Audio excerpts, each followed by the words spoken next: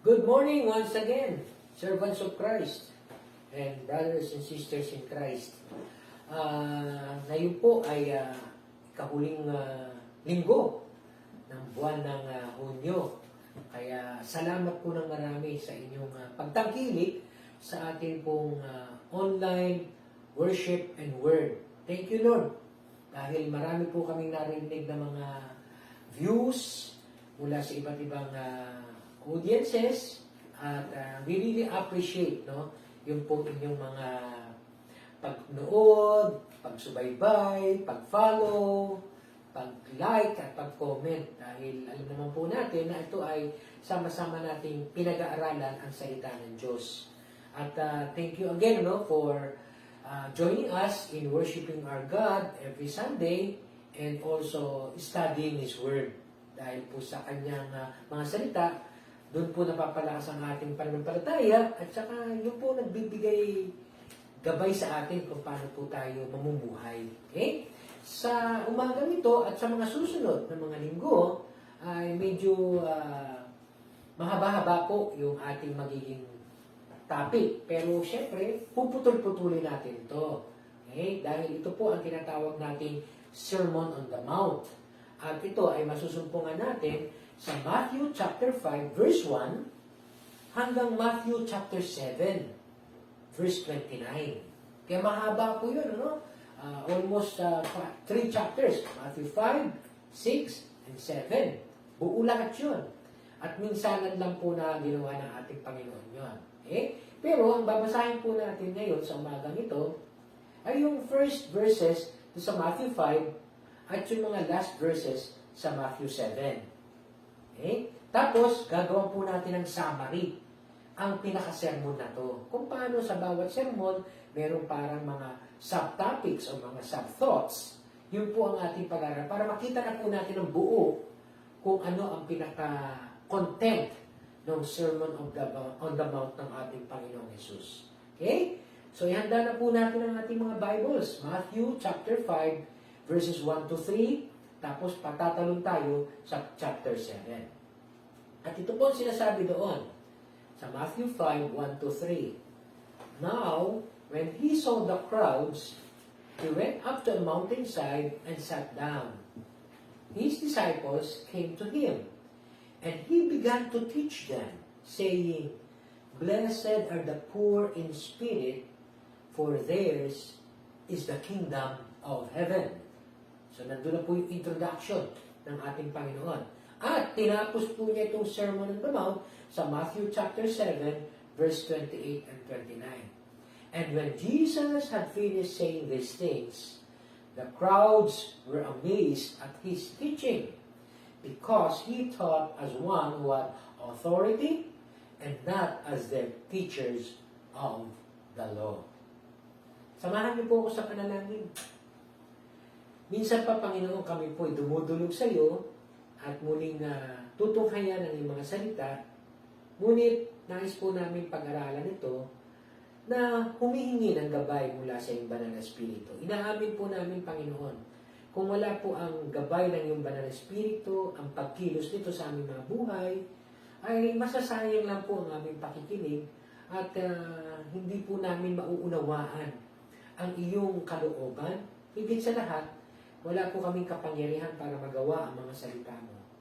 Salamat po dahil ang iyong banal na Espiritu iniwan mo sa amin upang ipagkaloob sa amin ang lahat ng ito. Kaya naman, Panginoon, inihanda na po namin ang aming mga puso sa pakikinig at pag-aaral ng iyong mga salita. Pangunahan mo po kami lahat. Ikaw po ang siyang matanghal sa aming kalagitnaan. Ito po ang dalangin namin sa pangalan ni Jesus na aming Panginoon at tagapagligtas. Amen. Kung maalala niyo po, binasa natin kanina sa Matthew 5 verses 1 to 3, binanggit po ng ating Panginoon dyan yung Kingdom of Heaven. At yun po ang pinaka-tema ng kanyang pangangaral mula pa kay Matthew hanggang kay John. It's all about the Kingdom of God. Kaya nga po pinaka-topic natin sa umagang ito, what does it like to live in the Kingdom of God? Wow, parang very strange kingdom of God. Hindi ba sa langit yun? Hindi ba pag namatay tayo, saan natin mararanasan ang kingdom of God? Okay? So, usually, hindi po natin masyadong maunawaan ang salitang kingdom. Dahil nga po ang salitang kingdom ay banyaga sa ating mga Pilipino kasi hindi naman po tayo pinangungunahan ng isang hari. Pinangungunahan tayo ng isang presidente. Okay? So, yung pong paghahari ay hindi tayo masyadong familiar. Pagka tinanong ang salitang kingdom, ang unang pumapasok siguro sa ating isipan ay ito. Ayan. Gusto-gusto ng mga bata yan. Pumunta tayo dyan sa Toy Kingdom. Okay? Or, kung minsan, sa mga kabataan naman, ay ito po ang unang papasok sa isipan nila. Yan, Enchanted Kingdom, no? Dahil ito lang ang pagkakaalam natin sa salitang kingdom. Or, pagka pinag-usapan ng salitang kingdom, ang unang papasok sa atin ay mga palapalasyo, katulad yan, sa Walt Disney. So, ano ba talaga ang kingdom of God? At ano ang perception ng mga Hudyo noong araw? At ano naman ang perception ni Jesus? Anong kanyang concept patungkol sa kingdom of God? So, as an introduction, ang Jewish concept po about the kingdom is that it is earthly. Dito po, no? To be established by the much-awaited Messiah. So, mula po nung araw pa, may inaantay na silang manunubos, tagapagligtas, Kristo, Messiah, na siya mag-i-establish ng kanilang kingdom. Dahil noong araw, may kingdom si David, si Solomon, pero lahat ng ito ay nawala, nasira, hanggang sila sakupin ng Babylonian Empire, Medo-Persian Empire, Grecian Empire, at ng Roman Empire. Kaya, much awaited po itong kingdom na to na gusto nilang ma-restore sa kanila. So, para sa Jewish concept, ang Israel po ang equivalent ng kingdom of God. And only the Jews will be able to enter such kingdom.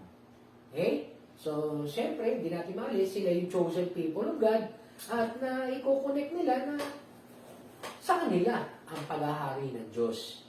Pero pagpasok po ng ating Panginoong Hesus, parang meron siyang ini-introduce na bago when it comes to the kingdom. He did declare that the kingdom is for the Jews only, but for those who would welcome it. Ayan. Kung sino po ang tatanggap dun sa kaharian ng Diyos. Alam niyo po, lagi sinasabi kasi yung salitang kaharian ng Diyos o kaharian ng langit. Pero kung ako po tatanungin nyo, mas gugustuhin ko yung not the word kingdom, but more of the kingship. Yun. Yung paghahari ng Diyos. Okay? Yung paghahari ng Diyos, hindi lang yung kaharian ng Diyos, kundi paghahari ng Diyos. Sa kanino man, sabi nga doon sa concept ni Jesus, sa kanino man na tatanggap nito. So yung paghahari ng Diyos ay pwede palang tanggapin nino man. Hindi lamang ito para sa Israel. Pagdating kay Jesus, ang paghahari ng Diyos ay maaaring tanggapin ng sino mang tatanggap nito. Okay? Pwede siyang pagharian ng Diyos at siya ay maging bahagi ng kingdom of God at siya ang magiging subject at ang Diyos ang king sa kanyang buhay. Okay? So kung titingnan po natin, ito pong introduction about the kingdom ay ito po ang panimula ng ating Panginoon sa Matthew chapter 5 verses 1 to 3. Yung po tinatawag natin Sermon on the Mount. Okay? Matthew 5 verses 1 to 3, binanggit doon, when he saw the crowds, he went up on a mountainside and sat down, and disciples came to him, and he began to teach them, saying, Blessed are the poor in spirit, for theirs is the kingdom of heaven. Kung titingnan po natin, ito pong Sermon on the Mount ay naging popular na po ito, naging famous pagdating sa human civilization. Itong passage na to ay lagi pong itong mga Matthew 5, 6, and 7, ito po ay laging naiko-coin sa mga tao at lagi nating nababanggit na ito yung Sermon on the Mount or a teaching from the mountainside. Okay? Dahil nga po sa tabi ng bundok, naupo doon ang ating Panginoong Hesus, kasama ang kanyang mga alagad, at ang lahat ng tao ay nagsimulang lumapit sa kanya at nakikinig sa kanyang pagtuturo. So nang nakita ng Panginoon na napakaraming tao ang nagpupuntahan, nag-move siya to a mountainside, naupo doon, so medyo elevated siguro ang pwesto niya, kaya narinig siya ng lahat ng tao. Okay? I do believe na hindi naman iti-turn down ng ating Panginoon ang sino mang nais makinig sa kanyang mga itinuturo. Kaya hindi po natin ma-imagine kung gaano karami kayang tao noon. Okay? Alam niyo po, minsan naiisip ko, nakirinig kaya siya ng mga tao kung ganung napakarami nila? At least tayo may technology ngayon na nakakarating ang ating pangangaral sa iba't ibang bansa, sa iba't ibang dako ng Pilipinas, pero sa kanyang lugar, paano kaya siya narinig ng napakaraming tao? Ano po?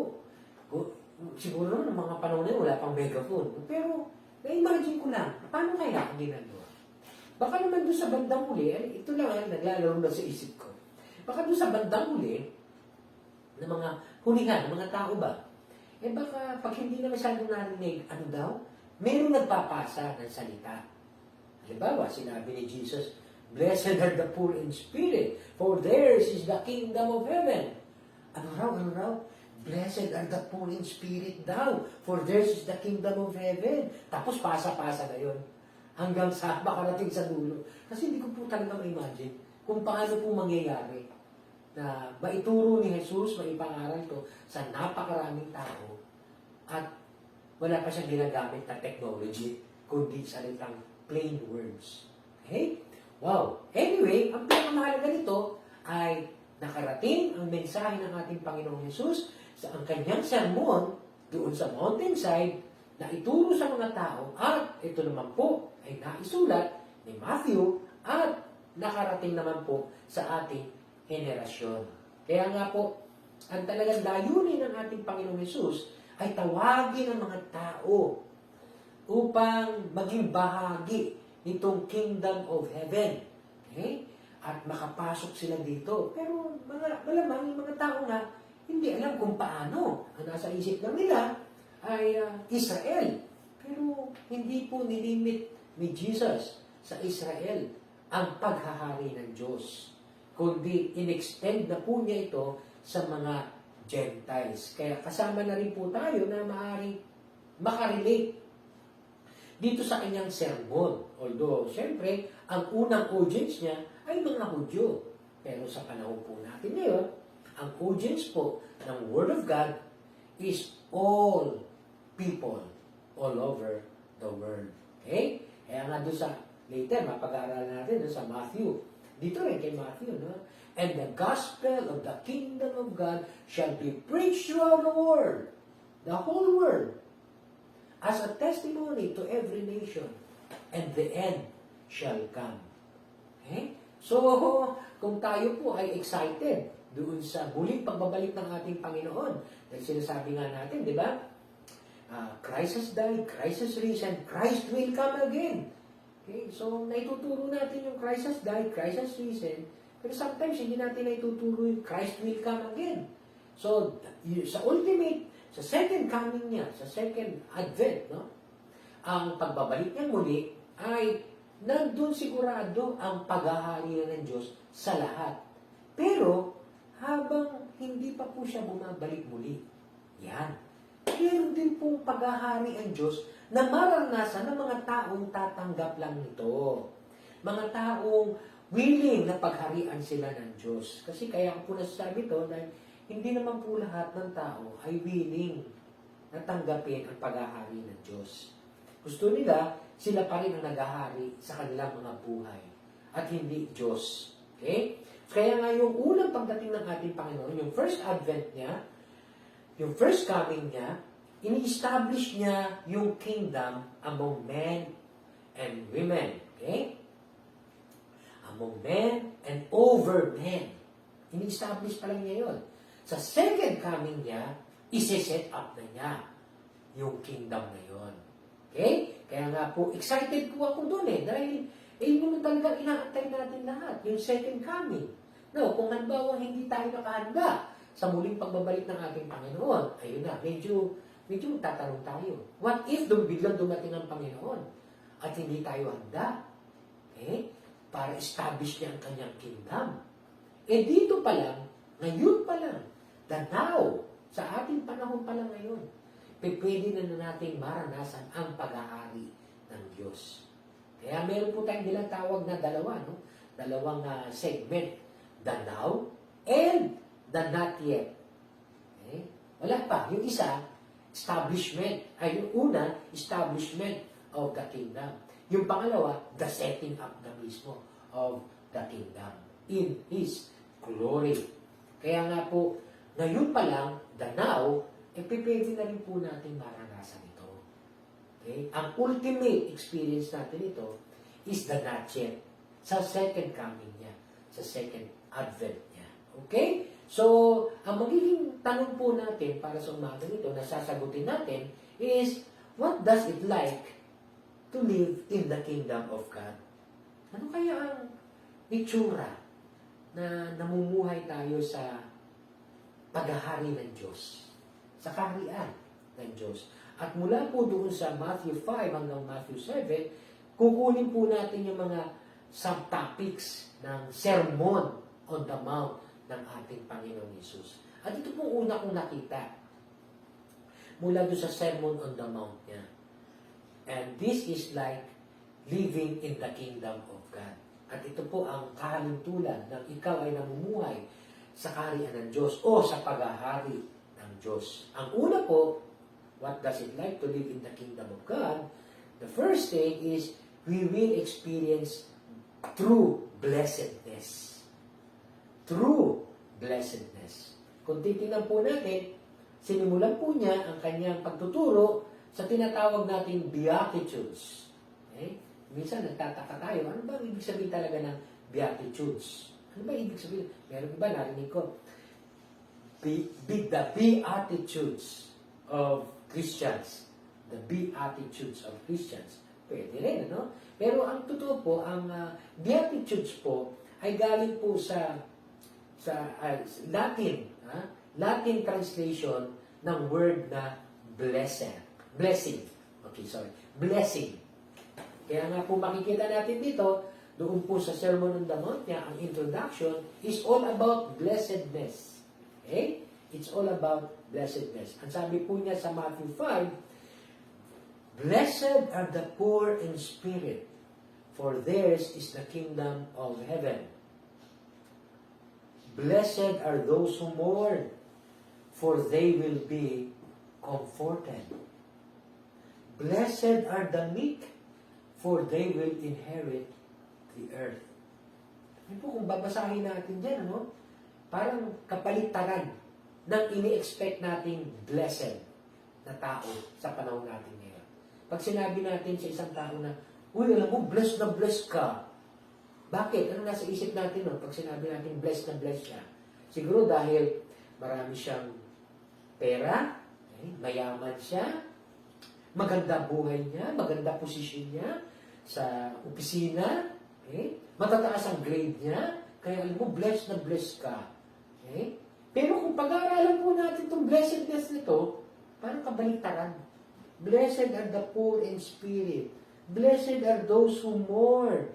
Blessed are the meek. Sa mga susunod na linggo, iisa-isahin po natin itong mga blessedness na ito. Tinuloy pa po ng ating Panginoon. Blessed are those who hunger and thirst for righteousness, for they will be filled. Blessed are the merciful, for they will be shown mercy. Blessed are the pure in heart, for they will see God. Blessed are the peacemaker, for they will be called sons of God. So, iisa-isahin po natin ito sa mga susunod na linggo. Bawat isang blessedness na ito at kung paano tayo magiging blessed talaga. Now, pagdating doon sa huling mga talata ng blessedness, sabi po ng ating Panginoon, Blessed are those who are persecuted because of righteousness, for theirs is the kingdom of heaven. Oh my, ayaw natin ito. Persecuted. Pagkatapos, blessed ka. Hindi ganun ang definition natin ng blessedness. Right? Kaya nga po, excited ako na mapag-aralan natin ang mga blessedness na to. Maisa-isa po natin sa bawat linggo. Blessed are you when people insult you, persecute you, and falsely say all kinds of evil against you because of me. Pero again, meron pong talata dyan, because of me. Because of righteousness. Yan. Rejoice and be glad, because great is your reward in heaven. For in the same way, they persecuted the prophets who were before you. So sa mga susunod na linggo, lalo na, 8 blessedness to, abutin po tayo ng 2 months. Yan. Iisa-isahin po natin bawat linggo itong tinatawag na blessing. Okay? How are we blessed by God? Okay? So, that's the first sermon na nakita ko po. First topic ng kanyang sermon. It's all about experiencing true blessedness. But then, kung itutuloy po natin yung mga talata sa Matthew 5, 6, and 7, what does it like to live in the kingdom of God? Living in the kingdom of God is exalting Jesus' righteousness. Tuloy po natin yung Matthew 5, 17 to 47. So yung design ng ating Panginoong Yesus, okay, ay hindi lang makapagturo ng parang Christian ethics. Ito dapat ang ating attitudes, the beatitudes. But also, para magkaroon sila ng consciousness kung what is true righteousness all about. Kasi, ang nasa isip po ng mga tao noong araw, sa pagiging matuwid, kailangan ikaw ay sumusunod sa kautusan. Ang problema ng mga tao noon, walang problema sana pagsunod sa kautusan. Ang problema nila ay nagiging pharisaical sila sa kanilang attitude. Para silang mga Pharisees, nagiging legalistic sa pagsunod at hindi na nila nakikita yung very essence of the law. The very spirit of the law. Kung sumusubaybay po kayo sa mga nakaraan nating lesson, katulad ng law of Sabbath keeping, na-miss nila in the very spirit of the law, which is to have rest. Ang focus nila ay huwag kang magtrabaho.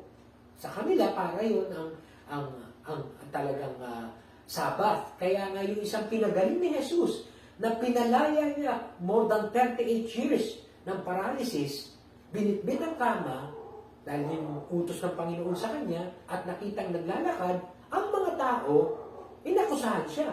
Sabbath breaker ka. Kasi ang batas, dapat huwag kang magtrabaho. Hindi yun ang pinaka-essence ng law. Ang essence ng batas na yun is magkaroon ka ng kapahingahan.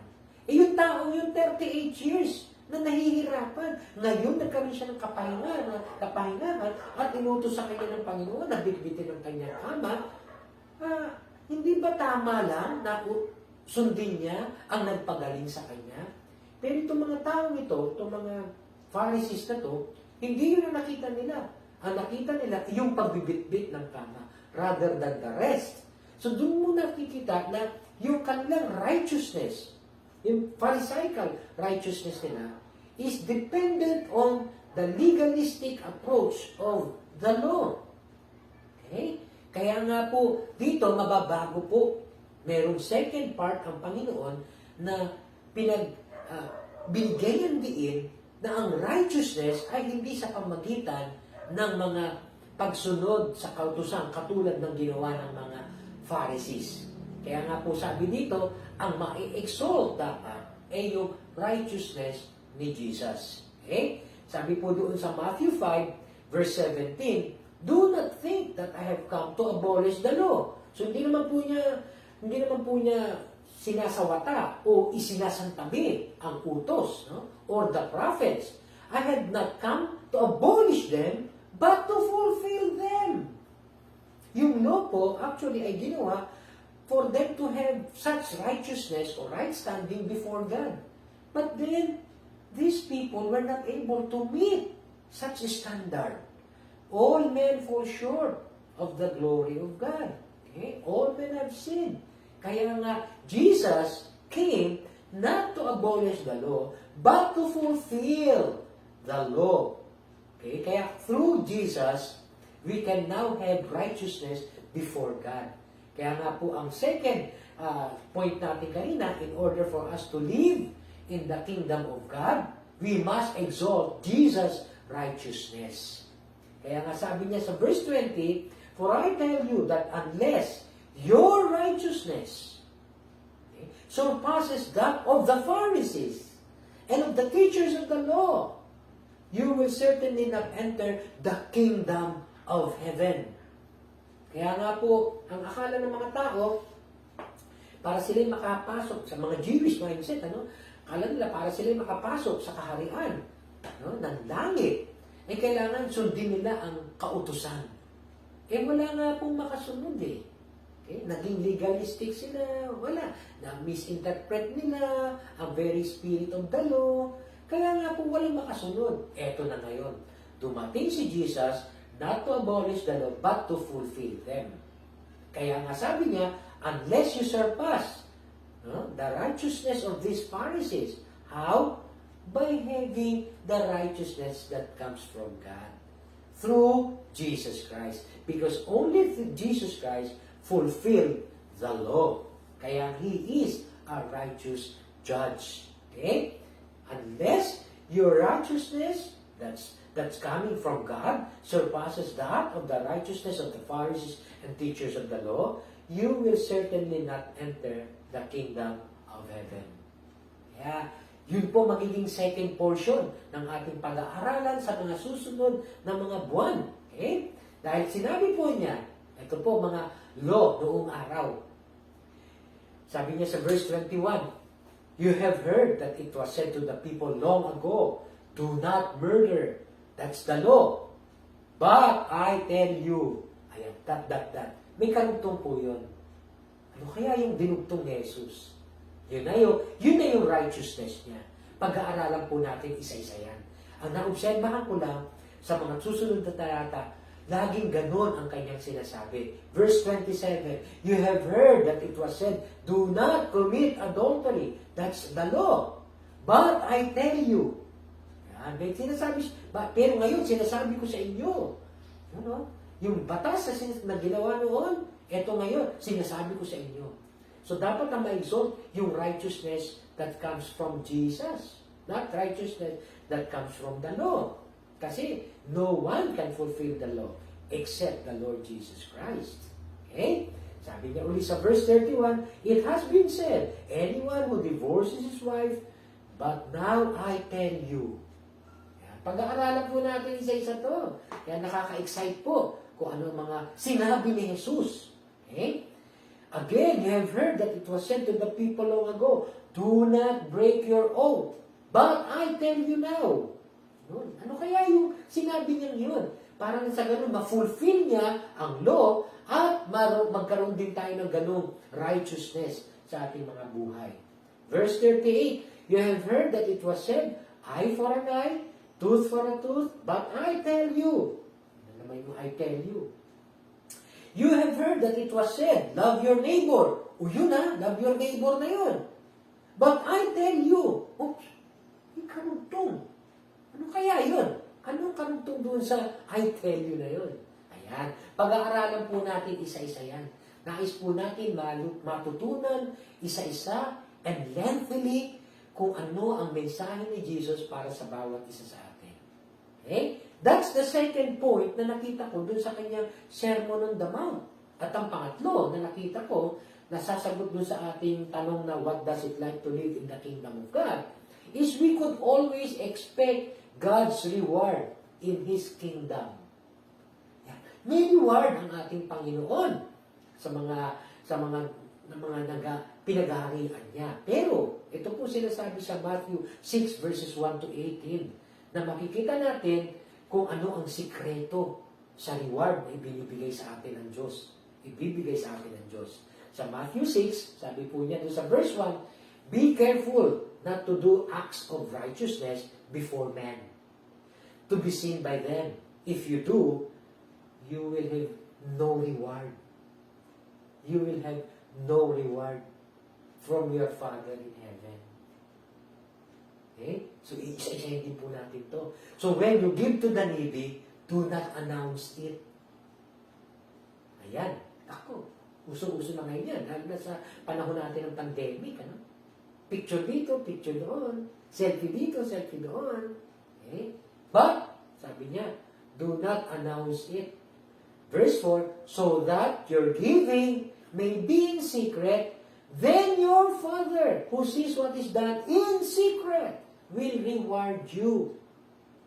Yeah? We could expect God's reward in His kingdom, pero parang meron yatang catch if you do it in secret.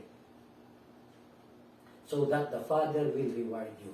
Inulit niya yan sa verse 5. When you pray, do not be like the hypocrites, for they love to pray standing. Rather, close the door, pray to your Father, who is unseen. Then your Father who sees what is done in secret, andun nyo yung salita in secret, will reward you. Kaya ito po yung mga nakikita ko, halos the same words sa Matthew chapter 6. When you fast, do not look somber as the hypocrites do, for they disfigure their faces, but put on oil on your head and wash your face, so that it will not be obvious to men that you are fasting, but only to your Father who sees what is done in secret. Again, and He will reward you. So what does it like to live in the kingdom of God? Expect God's reward. Pero may catch po. In secret. Okay. Kaya nga po ang Diyos ang talagang makakakita kung ano po ang ating ginagawa. Okay, anyway, pag-aaralan po natin yan sa mga susunod na buwan. Kaya nga po excited ako para matuwid po yung ating mga ginagawa siguro, ng mga motibo natin, at tunay na makatanggap tayo ng reward from our God. Okay? So, ang pang-apat na nakita ko po na tema mula po sa Matthew 5 hanggang Matthew 7 is not only experiencing true blessedness, not only exalting Jesus' righteousness, not only expecting God's reward, but also enjoying heavenly treasures. Okay? Matthew 6, from verse 19 to verse 34. Sabi po doon, do not store up treasures for yourselves on earth. Tapos tinuloy niya, but store up for yourselves treasures in heaven.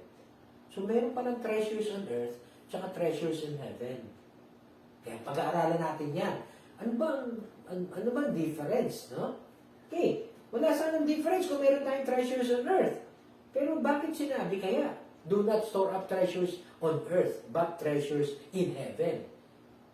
Tinuloy po natin yun sa verse 24. No one can serve two masters. Either he will hate the one or love the other, or he will be devoted to the one and despise the other. So you cannot serve both God and money. Yan, pag-aaralan natin yan.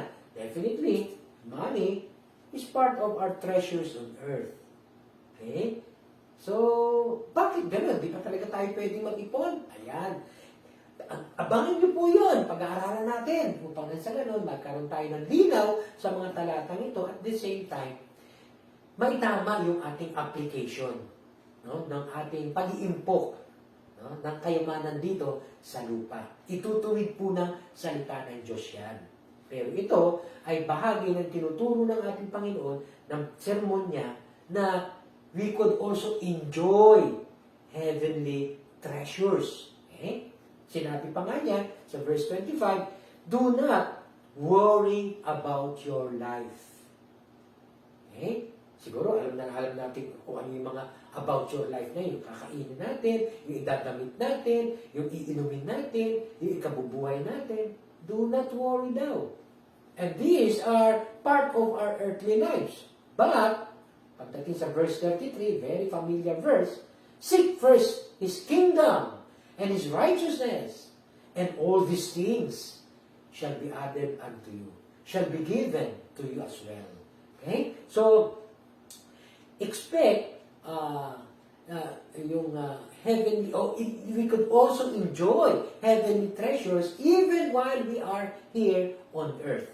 Yes, bonus na lang kung meron na rin tayong earthly treasure, tapos na i-enjoy pa natin ang heavenly treasure. And what is that heavenly treasure?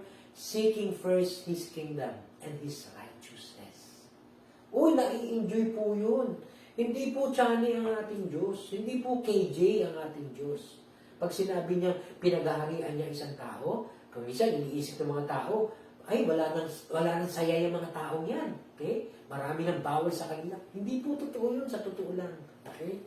Nag-enjoy pa nga kami ng mas maraming bagay na limitado na hindi naisip ng mga tao na pwede mo palang i-enjoy. Even you are now a Christian. Okay? Kaya maganda pong pag-usapan natin to at pag-aralan. And this is part of living in the kingdom of God. And lastly, what does it like to live in the kingdom of God? Nakukunin naman natin sa Matthew chapter 7 na. This is the fifth parang subtopic ng Sermon on the Mount ni Jesus is, as we live in the kingdom of God, we must also exemplify Christian character. Ayan. Papakita din natin itong ating pagiging isang Kristiyano, isang taong pinaghaharian ng Diyos. How? Isa-isahin po natin yung sa Matthew 10, chapter 7. Sa verse 1, sabi niya, do not judge. Yun, no? Kaya yung mga Christians po, bawal po ang judgmental. Okay? Anyway, pag-aaralan pa natin yan pagdating ng panahon. No? Ang mga Christians, nagpipray, ask and it will be given to you. That. Itutuloy pa po natin yan sa mga susunod. Ang mga Christians, sa verse 12, do to others what you would have them do to you. Sinusunod po ang golden rule. Yan. Okay? Kaya lang, yung golden rule ngayon, binago na ng mga tao eh. Yung golden rule daw eh, he who has gold rules. Hindi po ganun ang tema ng ating Diyos pagdating sa golden rule. Okay? Do to others what you would have them do to you. Kasama po sa pagiging isang pinaghaharian ng Diyos. Then, ito po mabigat. Because you are entering the kingdom of God, you must enter through the narrow gate. Ano ibig sabihin nun? Ayan, pag-aaralan po natin, bahagi ng sermon at kailangan ma-exemplify yun sa ating Christian character. And also, let us watch out for false prophets. Ayan. Dahil marami pong naglipa na kung ano-ano ang katuruan ang kanilang ipinapahayag. Hindi ayon sa kalooban ng Diyos. Hindi ayon sa kanyang salita. Kailangan matyagan natin sila. Okay? And lastly, those who live in the kingdom of God hears His words and puts them into practice. Yung pong mga pinaghaharian ng Diyos, pinakikinggan ang salita ng Diyos at ipinamumuhay ito. Kaya nga po, kailangan din sa isang taong pinaghaharian ng Diyos, maipakita din yung paghahari ng Diyos talaga sa buhay nila. Sad to say po, marami po nagsasabi na sila mga born again na ngayon, na sila mga Christians, pero nakikita ba sa buhay? Kayo po ang makakapagsabi sa sarili ninyo, kung totoo ba na ako ay Christian, pinaghaharian nga ba ako ng Diyos? Nakikita nga ba ang pagbabago sa aking buhay? Kaya huwag po kayong pakasiguro dahil sasabihin nyo na uma-attend kayo ng church, ma-attend tayo ng church, nakikinig tayo lagi ng salita ng Diyos. Kung hindi naman po natin ipinamumuhay, nako, baka mamaya magulantang na lang tayo. Hindi pala sa kaharian ng Diyos ang punta natin, kundi sa kabila. Kaya nga po, I suggest, I encourage you, na manatili tayong sumubaybay sa salita ng Diyos, pagbulay-bulayan ito, at ipambuhay ang salita ng Diyos. Okay? So as a conclusion po, sa lahat ng ating mga napakinggang 5 sermon na sa isang sermon ng ating Panginoong Jesus, Sermon on the Mount, from Matthew 5 to Matthew 7. May 5 points sa doon. Okay? Hahati-hatiin po natin to at i-expound natin. I-expose natin ang bawat isa sa mga susunod na linggo. Okay? Dahil ito po ay ang ating pinaka-karakter, no? sa pagiging pinag-aharian ng Diyos. No? What does it like to live in the kingdom of God? Okay? As a conclusion, kingdom living is the now and not yet. Not yet, because we are still waiting for the return of our King and Lord Jesus Christ, the ultimate setting up of His kingdom. But it is also the now. Kingdom living is the now. Ngayon po, presently. Because even at this time, we could experience true blessedness, exalt Jesus' righteousness, expect God's rewards, enjoy heavenly treasures, and exemplify Christian character. Sa mga susunod na linggo, iisa-isahin natin ito upang maturuan tayo ng lubusan ng ating Diyos at ng banal na Espiritu kung paano tayo paghaharian ng ating Diyos at kung paano natin ito maipamumuhay. Manalangin po tayo. Salamat po minsan pa dahil ipinahayag mo sa amin, O Diyos, ang layunin ng iyong pagtuturo. At ito ay upang bigyan ng bawat sa amin ng pagkakataon na kilalanin ang hari na dapat naming paglingkuran. Walang iba kundi ikaw, Panginoong Hesus. At ang iyong kaharian ay mapasa amin. Ang iyong paghahari ay maranasan natin. Kaya Lord, salamat sa introduction na to.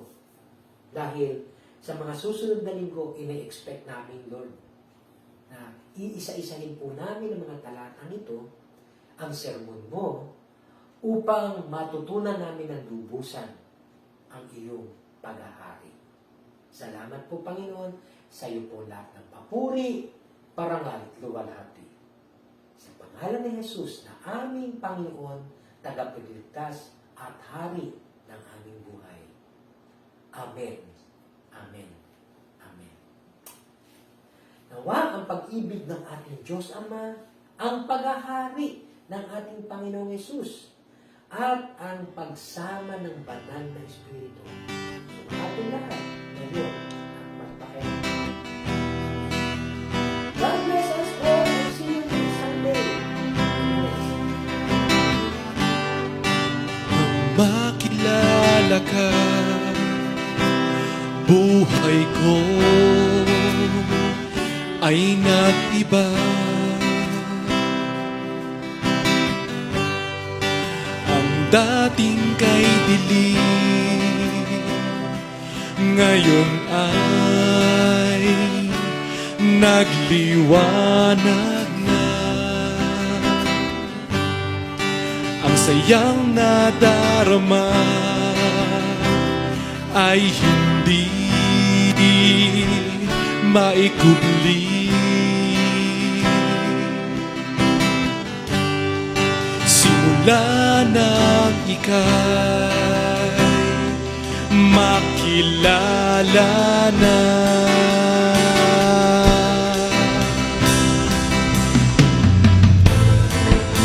Sa'yo lamang, Jesus,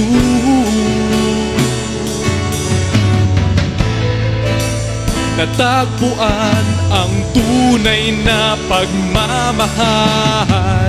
Sa'yo lamang bibigay ang buong buhay ko. Sa'yo lamang iaalay ang buong puso ko.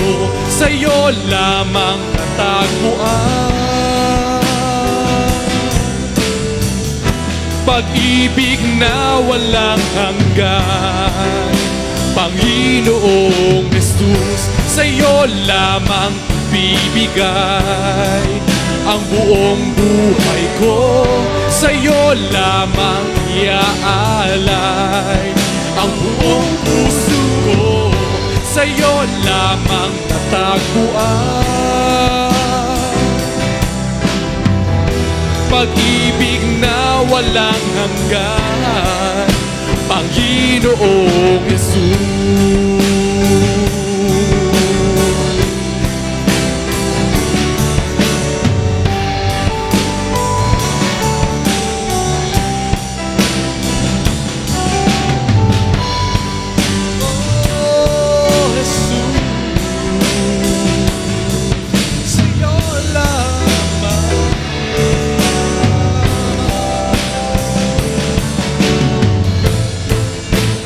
Sa'yo lamang, Jesus, natagpuan ang tunay na pagmamahal. Sa'yo lamang ibibigay ang buong buhay ko, sa'yo lamang iaalay ang buong puso ko, sa'yo lamang natagpuan. Pag-ibig na walang hanggan, Panginoong Yesus, sa'yo lamang iaalay ang buong puso ko, sa'yo lamang iaalay ang buong puso ko, sa'yo lamang natagpuan. Pag-ibig na walang hanggan,